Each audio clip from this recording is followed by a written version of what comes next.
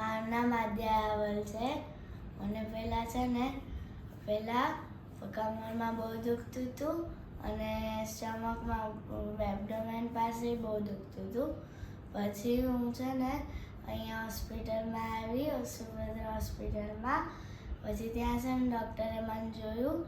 પછી મને છે ને રાત્રે ઓપરેશન કરીને ઠીક કરી દીધું. ક્યારે ઓપરેશન થયું બેટા? રાતના. ગઈકાલ રાત્રે? અચ્છા, ઓકે. અને અત્યારે હવે કેવું છે તને?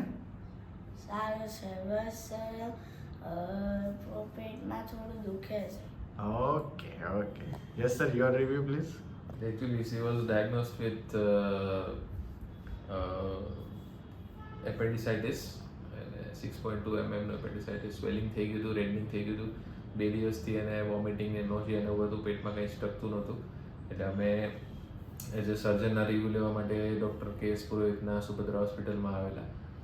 એટલે ત્યાં રાત્રે જ ઇમિડિયેટલી ડાયગ્નોસિસ કરીને પછી મોડી રાત્રે જ ઓપરેટ કરવાનું નક્કી કર્યું હતું. And sir was kind enough કે અમારે રાત્રે જ ઓપરેટ થઈ ગયા, તરત એડમિટ કરી ઓપરેશનની બધી પ્રોસિજર ફોલો બધું થઈ ગયું. અને રાત્રે લગભગ પોણો કલાકમાં સર્જરીને બધું પતાવી અને શી વોઝ